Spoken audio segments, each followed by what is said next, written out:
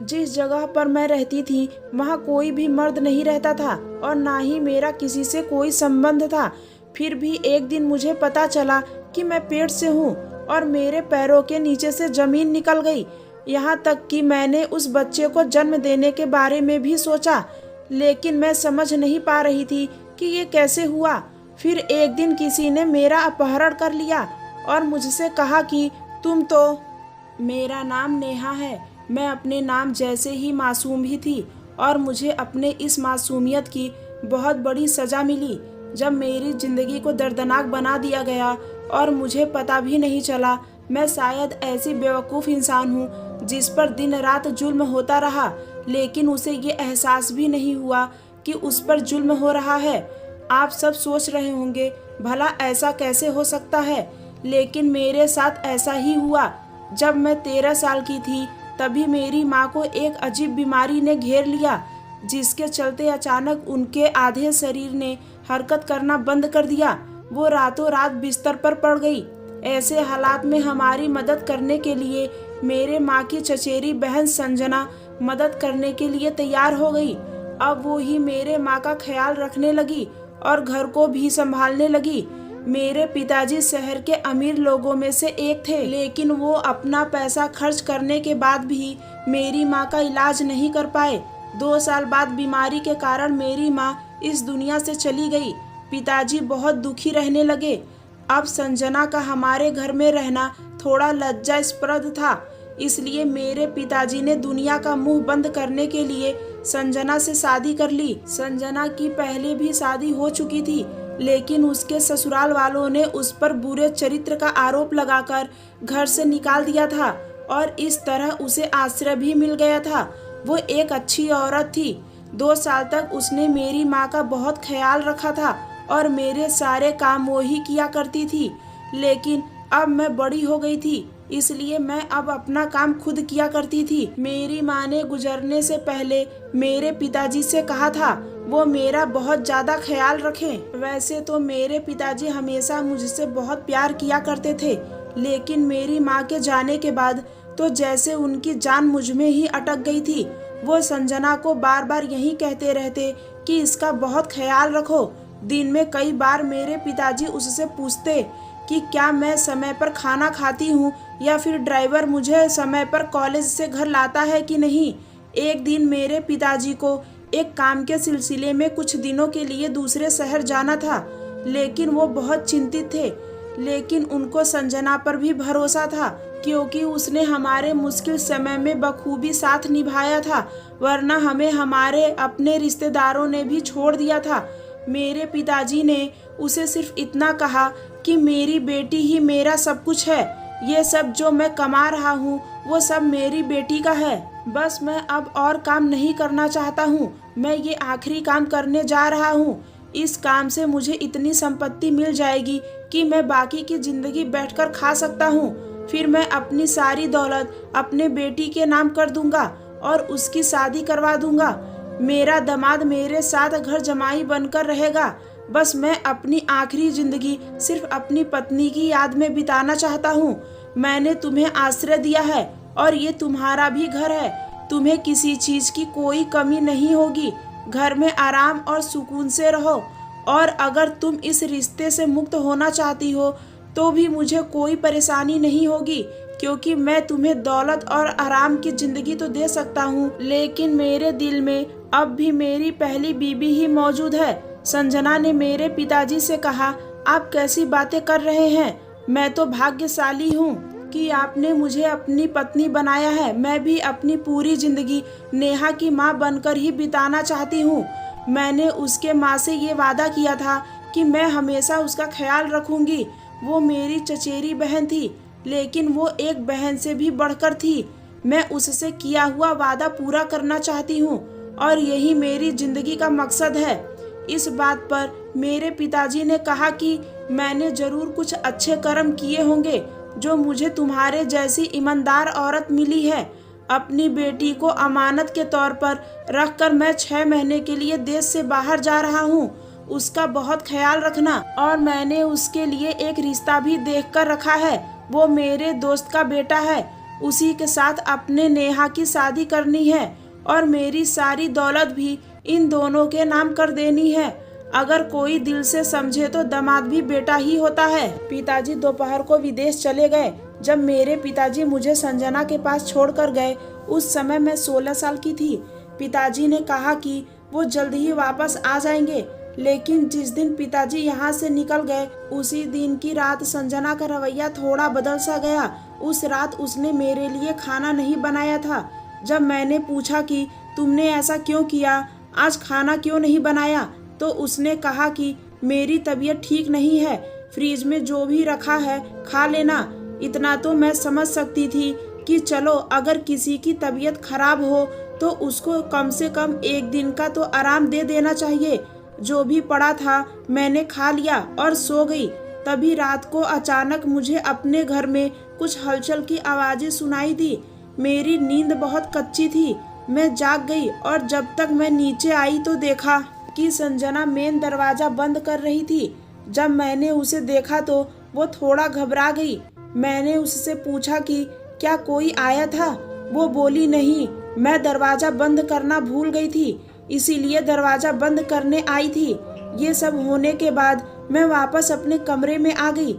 अगले दिन जब मैं कॉलेज गई तो पता चला कि किसी महामारी के कारण कॉलेज को छुट्टियां मिलने वाली है।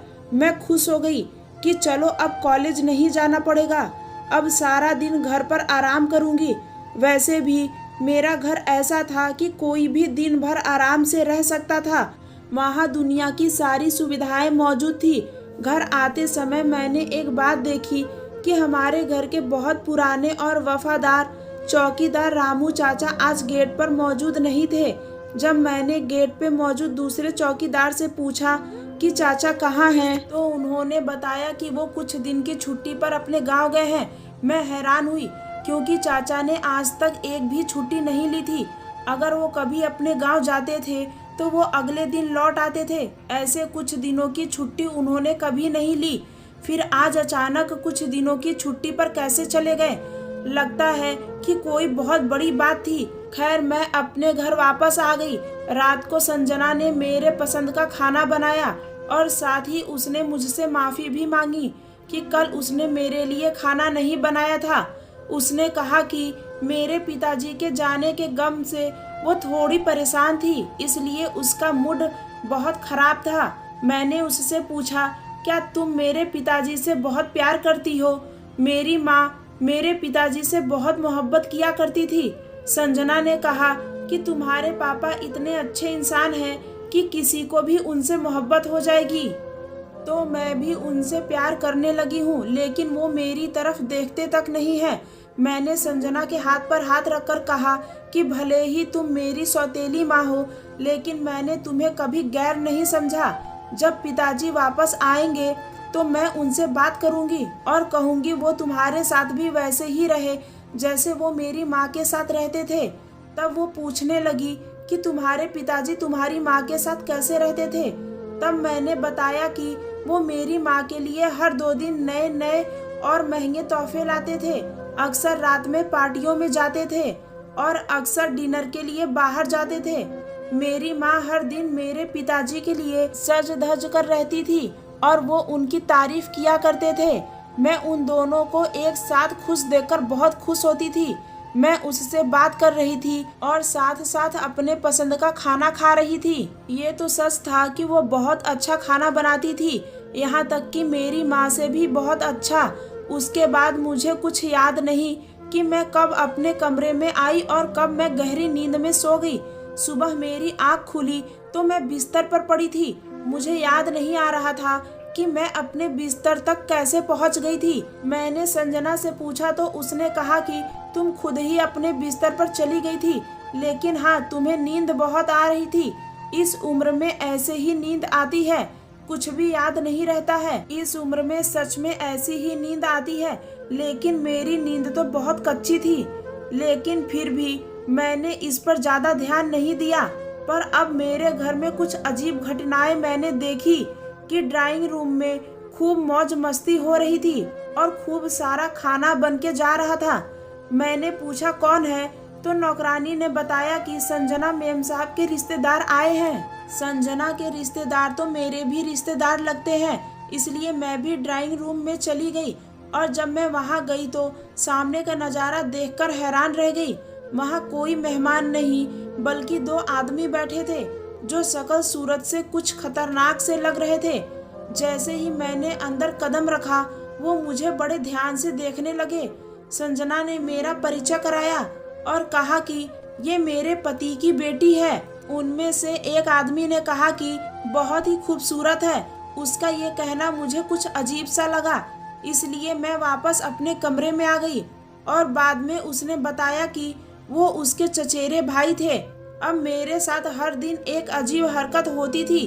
जब मैं सुबह उठती थी तो मुझे ऐसा लगता था जैसे मैं बहुत थक गई हूँ और रात को ऐसे नींद आती थी कि जैसे मैं बेहोश हो गई हूँ। इसलिए आजकल मुझे ना तो ये याद रहता कि मैं किस समय सोती हूँ और ना ही ये समझ में आता है कि अपने कमरे में कब आती हूँ। ऐसे में एक दिन अचानक मेरी तबीयत खराब हो गई। ऐसा लग रहा था जैसे दिल मचल रहा है और चक्कर से आने लगे। मैं डर गई थी कि कहीं मुझे भी वही महामारी तो नहीं हुई है जो पूरे क्षेत्र में फैल रही थी। मैंने संजना से तुरंत डॉक्टर को बुलाने के लिए कहा। डॉक्टर घर आई और उसने मुझे चेक किया और मेरा ब्लड सैंपल लेते हुए कहा कि रात तक इसकी जांच करके रिपोर्ट आपको बता देगी। उसने मुझे कुछ दवाइयाँ दी और चली गई। रात को उसका फ़ोन आया तो संजना ने फ़ोन उठाया। वो फ़ोन लेकर मेरे सामने ही खड़ी थी। अचानक उसने कुछ अजीब सी बात कह डाली। कहने लगी कि नहीं नहीं, ऐसा नहीं हो सकता डॉक्टर साहिबा, आपको ज़रूर कोई गलतफहमी हो गई है, ये तो हो ही नहीं सकता। मैं परेशान हो गई कि ना जाने मेरे रिपोर्ट में क्या आया होगा। उसने फ़ोन कट कर दिया और मेरे तरफ ऐसे मुड़ गई कि मानो उसके पास मुझे बताने के लिए बहुत बुरी खबर हो। मुझे भी चिंता हो रही थी। मैंने पूछा कि डॉक्टर साहिबा क्या कह रही थी। वो कहने लगी, वो जो कह रही थी उस बात को एक तरफ रख दो और पहले ये बताओ तुम ऐसा कैसे कर सकती हो। तुम्हें अपने पिताजी के इज्जत का कोई ख्याल नहीं है। तुमने ये किया भी कैसे और किसके साथ? कौन है वो जिसके साथ तुमने मुंह काला किया है? तुम्हारे पिताजी तुम्हें मेरे भरोसे पर छोड़कर गए थे। अब जब वो वापस आएंगे तो मैं उन्हें क्या जवाब दूंगी? आंटी, आप ये कैसी बातें कर रही हैं? मुझे तो कुछ समझ में नहीं आ रहा है कि क्या किया है मैंने। आपको ऐसा क्या कहा है डॉक्टर ने? आप मेरे साथ ऐसी बातें क्यों कर रही हैं? मैंने कुछ नहीं किया। डॉक्टर कह रही है कि तुम माँ बनने वाली हो। उसने इतना कहा और मेरे पैरों के नीचे से जमीन निकल गई। मैं हैरान और परेशान हो गई कि ऐसा कैसे हो सकता है। मुझे नहीं पता था कि मेरे साथ क्या हो रहा था। मैंने ऐसा कोई पाप नहीं किया था। मैं रोने लगी, चिल्लाने लगी कि ये झूठ है, डॉक्टर को कोई गलतफहमी हुई है। संजना भी कहने लगी कि हो सकता है कि कोई गलतफहमी हुई हो, इसलिए कल हम दूसरे डॉक्टर के पास जाएंगे। अचानक से उसका रवैया बदल सा गया। अगले दिन वो मुझे दूसरे डॉक्टर के पास ले गई तो उसने भी यही कहा कि मैं माँ बनने वाली हूँ, लेकिन मैंने ऐसी कोई गलती नहीं की थी। तो मेरे साथ ये क्या हो रहा था? मैं तो बुरी तरह से परेशान हो गई और दिन रात रोने लगी थी। मैंने डॉक्टर से ये भी कहा कि क्या इस पे कोई इलाज कर सकते हैं, तो डॉक्टर ने कहा कि ये बच्ची बहुत कमज़ोर है, इसके शरीर में खून की कमी है, अगर ऐसा कुछ किया तो उसकी जान खतरे में पड़ सकती है। संजना मुझे वापस घर ले आई और उसने कहा कि तुम्हारे पिताजी तुम्हें अमानत के तौर पर मुझे सौंप कर गए थे, अब मैं उन्हें क्या जवाब दूंगी। उसी दिन और एक मुसीबत आकर खड़ी हो गई। जब पिताजी ने कॉल किया, उन्होंने कहा कि मैंने अपना काम जल्दी ही खत्म कर लिया है, इसलिए मैं 2 हफ्ते के बाद वापस आ रहा हूँ। डॉक्टर के मुताबिक मेरा दूसरा महीना चल रहा था और पिताजी के आने तक तीसरा महीना होने वाला था। पिताजी वापस आ गए और हम दोनों बहुत चिंतित थे कि अब हम उनको कैसे बताएंगे। पिताजी आते ही मुझसे मिले और बहुत खुश हो गए। उन्होंने हमारे साथ बैठकर खाना खाया और रात में संजना उनसे बातें करने लगी। मैं अभी अपने कमरे में बैठकर सोच ही रही थी कि अब क्या होगा कि तभी अचानक मेरे पिताजी के चिल्लाने की आवाज़ मेरे कमरे तक आने लगी। तो मानो जैसे मेरी जान ही निकल गई। उन्होंने ना आव देखा ना ताव देखा और सीधा मेरे कमरे में आ गए और मुझे बातें सुनाने लगे, पूछने लगे कि ये सब क्या है। और मैं बार बार बस यही कहते जा रही थी कि मैंने कुछ नहीं किया, मैंने कुछ नहीं किया। लेकिन मेरी सुनने वाला कौन था? पिताजी को मुझ पर गुस्सा करते हुए मैं पहली बार देख रही थी।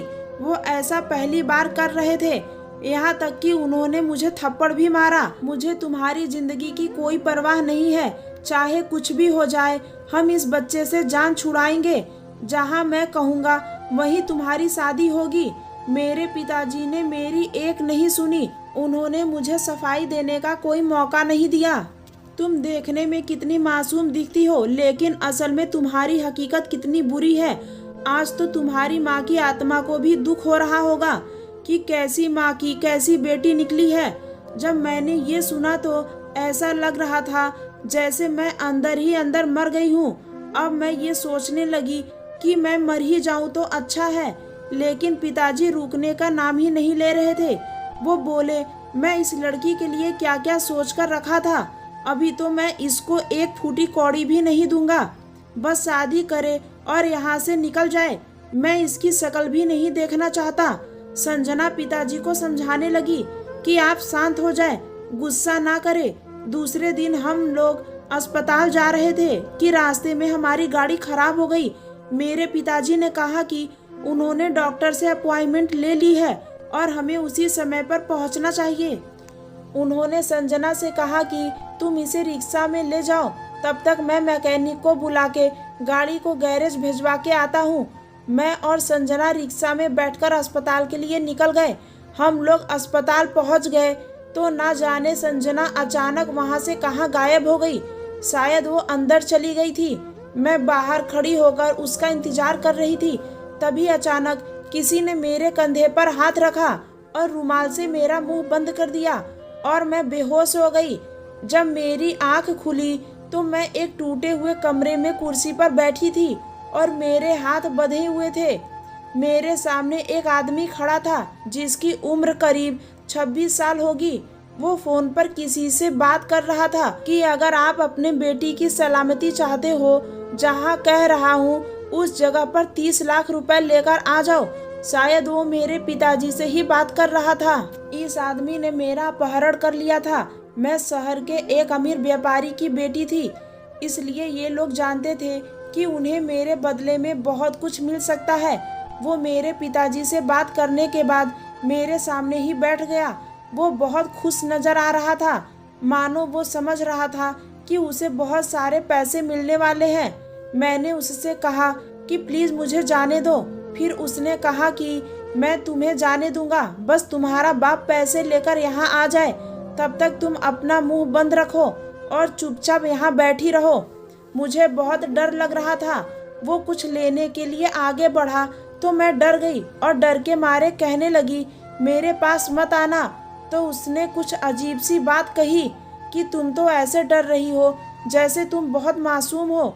तुम्हारे बाप को पता है कि तुम क्या करती हो। मैंने उसकी तरफ हैरान होकर देखा तो सोचने लगी कि ये कैसी बातें कर रहा है।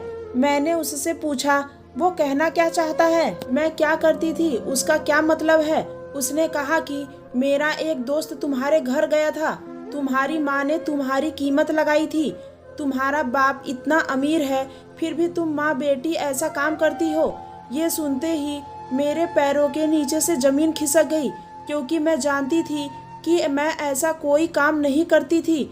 लेकिन शायद संजना मेरे साथ ये सब कर रही थी। शायद वो ही मुझे बेहोश कर देती थी और घर में लोगों को बुलाती थी। मेरा दिल ऐसे धड़कने लगा जैसे फट जाएगा। मैं बुरी तरह रोने लगी। तभी अचानक मेरे दिल में एक विचार आया।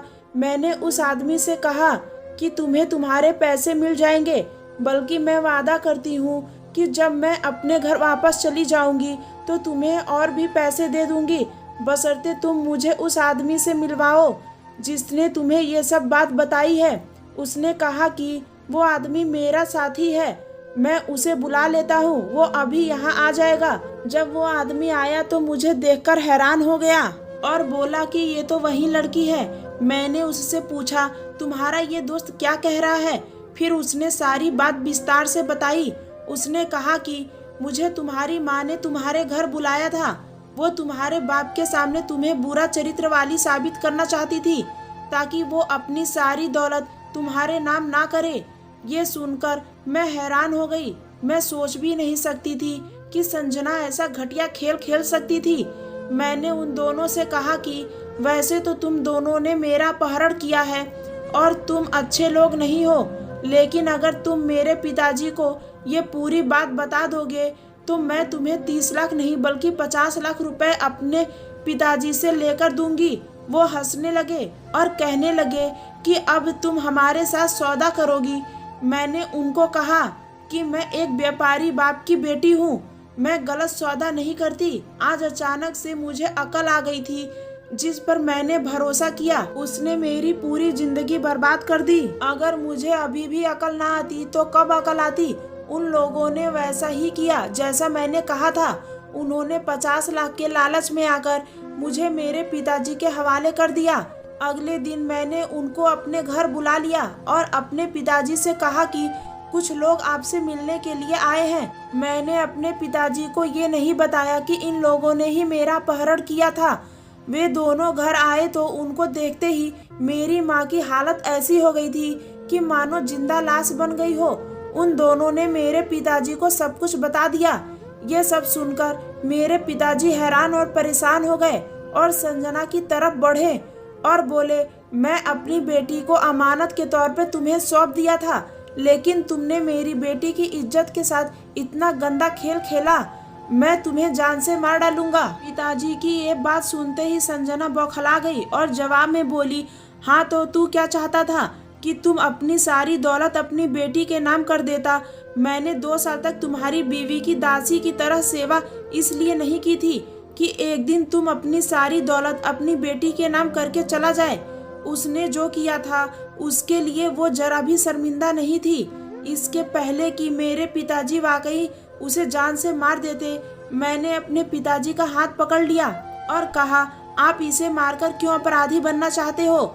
इसकी सजा यही है कि इसे कानून के हवाले कर दो। मेरे पिताजी ने भी ऐसा ही किया। उन्होंने संजना को कानून के हवाले कर दिया और उसके खिलाफ इतने सारे मामले दर्ज करा दिए कि वो सारी जिंदगी जेल से ही नहीं निकल सकती थी। जिन लोगों ने मेरा अपहरण किया था उन लोगों को मैंने पैसे देने का वादा किया था, लेकिन मेरे पिताजी को जब मालूम पड़ा कि ये वो वही लोग हैं तो पिताजी ने उन लोगों को भी कानून के हवाले कर दिया। मेरे पिताजी ने मुझसे माफी मांगी, मुझे गले से लगाया और कहा, इसमें तुम्हारा कसूर नहीं है बेटी, मुझे तुम्हें इस तरह छोड़कर नहीं जाना चाहिए था। तुम तो मासूम सी, तुम्हें इस दुनिया के बारे में नहीं पता था। मुझे ऐसी किसी पर भरोसा नहीं करना चाहिए था। अब सब कुछ सही चल रहा था और हमने ये तय कर लिया कि हम इस बच्चे को जन्म देंगे, लेकिन किस्मत ने ऐसा खेल खेला कि मेरे कोख में पलने वाला बच्चा इस दुनिया में आने से पहले ही चला गया। मैंने अपनी पढ़ाई जारी रखी और लॉ किया। 27 साल की उम्र में मेरे पिताजी ने मेरी शादी एक बहुत अच्छे इंसान से कर दी। अब मेरा अपना घर है और मैं अपने घर में खुश रहती हूँ, लेकिन मेरे अतीत की छाया कभी कभी मुझ पर हावी हो जाती है और मैं सोचने लगती हूँ कि ये दुनिया बहुत बुरी है। जहाँ बुरे लोग हैं तो कुछ अच्छे लोग भी हैं, जैसे कि मेरे पति, जिसने सब कुछ जानते हुए भी मुझे स्वीकार कर लिया। मैंने अपने पति को कोई धोखा नहीं दिया, लेकिन जीवन में इतने बड़े हादसे के बाद मैं अब उतनी मासूम सी नहीं रही। अब मैं इस दुनिया और जिंदगी के दाव पेच समझ गई हूँ। अब मैं एक वकील हूँ और अगर अपने जैसी लड़की का केस मेरे पास आता है तो मैं मुफ्त में लड़ती हूँ और सबको यही कहती हूँ कि अपनी बेटियों को मजबूत बनाएं। अगर कहानी पसंद आई हो तो प्लीज़ मेरे चैनल को सब्सक्राइब करें, वीडियो को लाइक करें। धन्यवाद दोस्तों।